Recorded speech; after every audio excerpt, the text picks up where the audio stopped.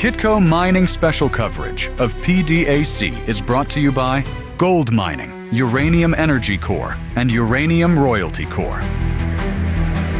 Hey everyone, welcome back to Kitco News. I'm Jeremy Saffron. We are here on location at PDAC 2025. Believe it or not, our 15th year covering this fantastic investment conference. Of course, today we got to talk about gold, up 18% year over year.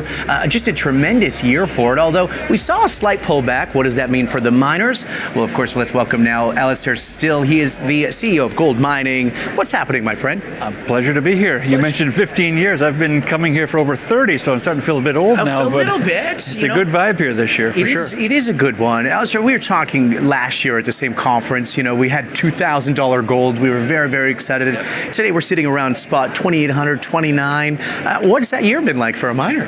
Well, surprisingly, to see such a rapid increase in the price of gold, what we haven't seen is a catch-up with the equities. Yeah. And that's one thing that you'll see is a common theme this year. There's a disconnect between gold price and the gold equities.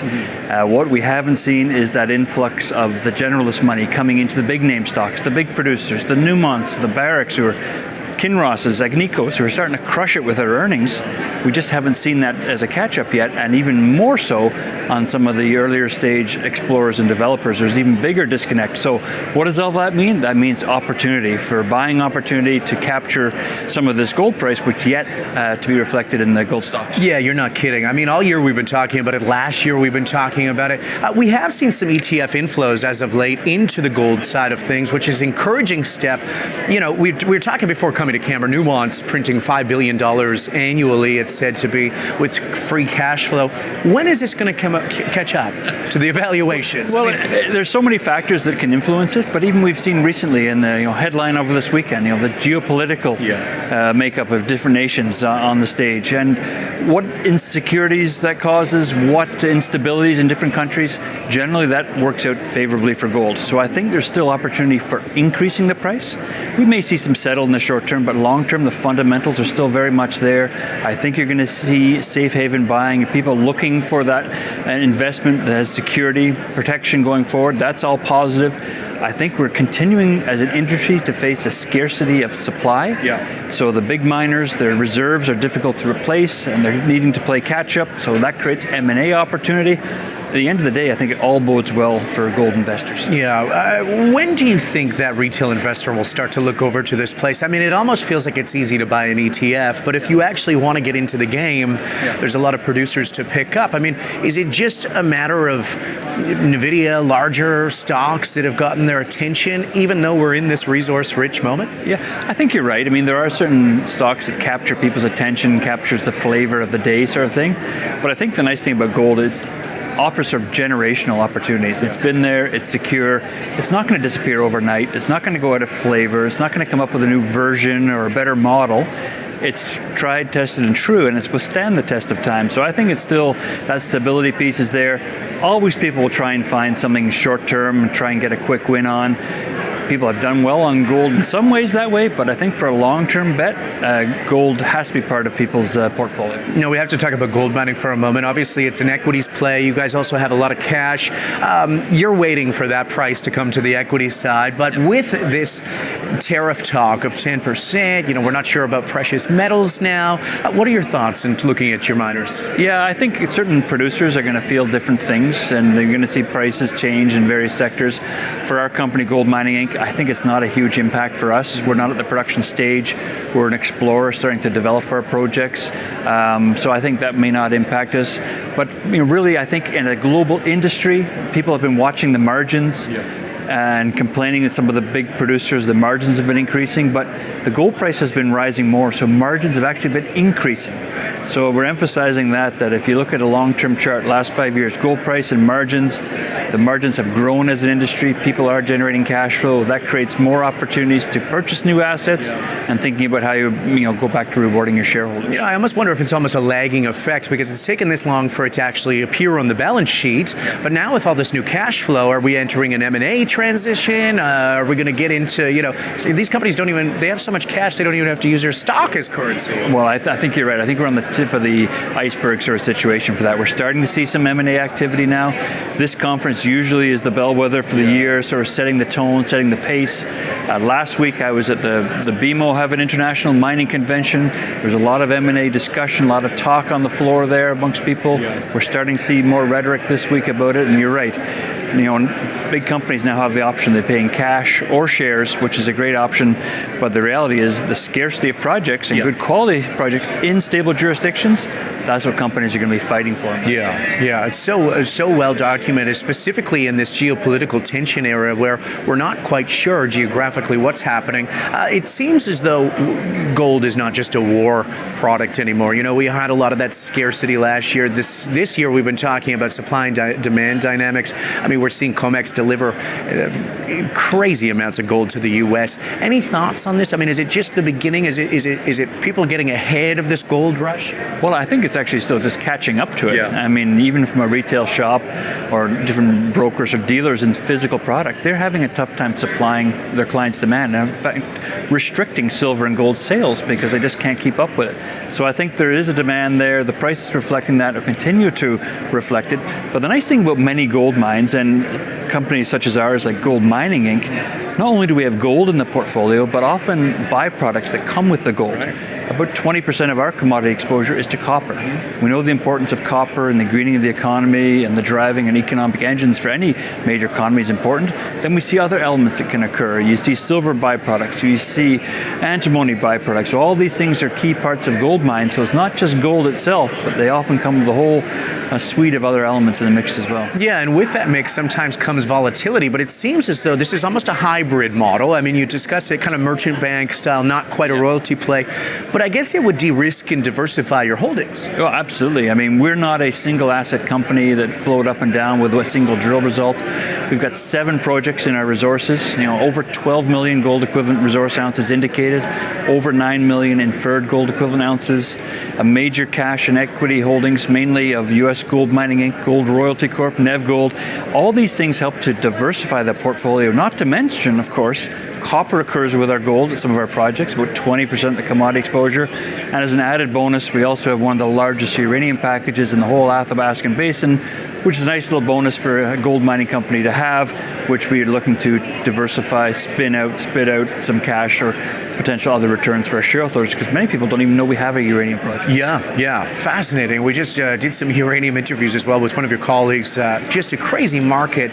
I got to ask you, when you're looking at Trump's energy policy here, you're the CEO of a company looking in these, what's going to happen? We don't have a crystal ball. We all want to know, including me covering it, what's going to happen, because it changes every day. But what are you expecting? I mean, it almost feels like this momentum with drill, baby, drill, and getting products to market, it's not going to slow down. Is it only going to accelerate? Yeah. Well, I think your first comment was right, is that nobody knows, and we can see some unpredictability coming up. But the underpinning of all this is the scarcity and the security that people are looking for in their metals. The U.S., whether it be Canada or any other country, does not want to be reliant on importing metal for their own domestic supply. So having security of metal on your own shore is important. That's important for Canada. It's important for the U.S., particularly when you have a state of Alaska, for example. We have our subsidiary U.S. Gold Mining Inc., a major gold copper project. When you have a project like that on U.S. soil, with the state trying to build a road, getting it to port, that's an asset that is extremely rare these days, extremely sought after, and really adds a lot of value for our shareholders. I know you can't say much about this, but of course we know the DoD, the Department of Defense, is looking at critical minerals. We know what's, the discussion that's happening with the deal with Ukraine that's ongoing as well. How much of a focus do you think these types of minerals and critical elements and copper itself will go into play over the next few years with this rebuild? Well, I think certain metals will always stand the test of time. Copper is such a key component of any growth of the economy, greening of the economy. Then you get some that are kind of new, may go in phases, and sometimes the supply demand can be tipped quite easily.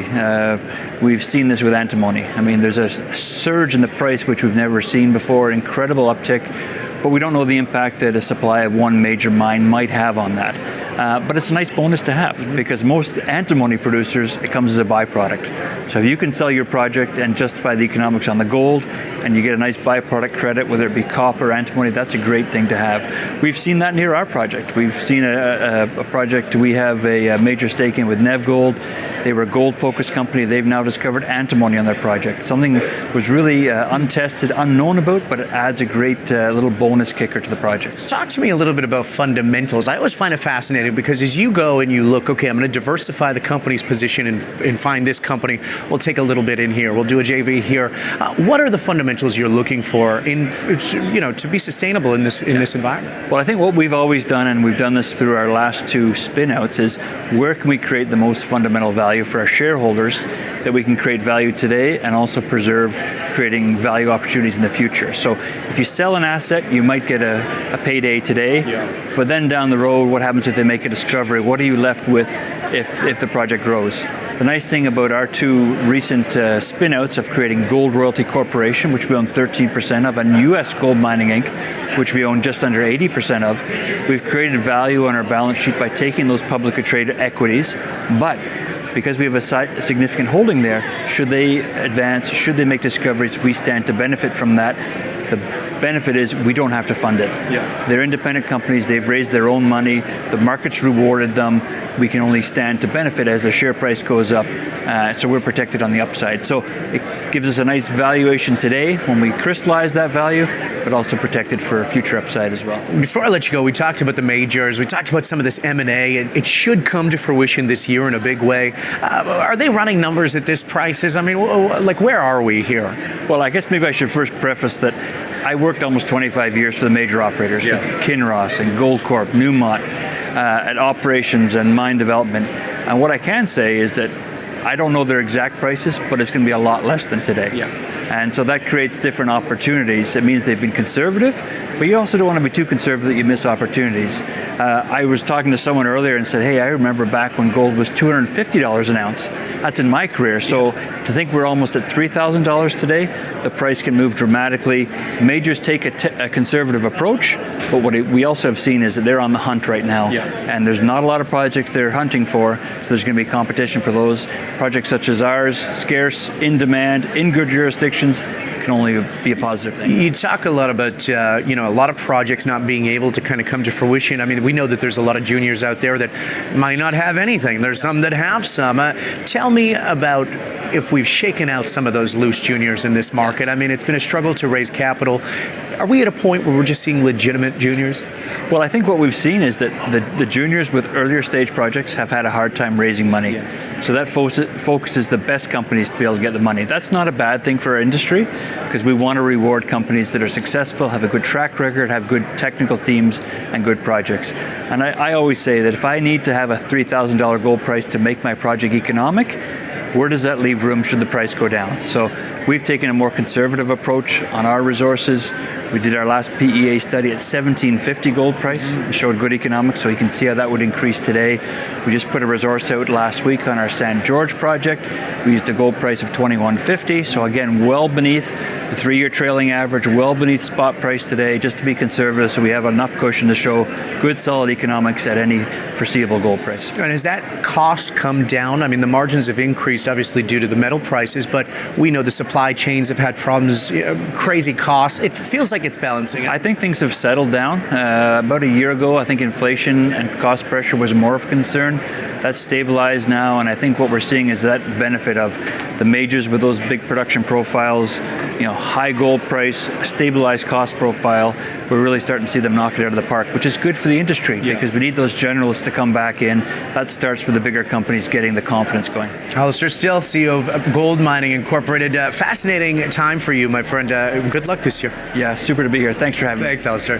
I'm Jeremy Saffron for all of us here at Kitco News. Thank you for watching. We're going to have some great discussions coming all week long from the PDAC conference here in Toronto. It's the 15th year we're covering it here in 2025. Thanks so much for joining us. We'll see you next time. Kitco Mining special coverage of PDAC is brought to you by Gold Mining, Uranium Energy Corp, and Uranium Royalty Corp.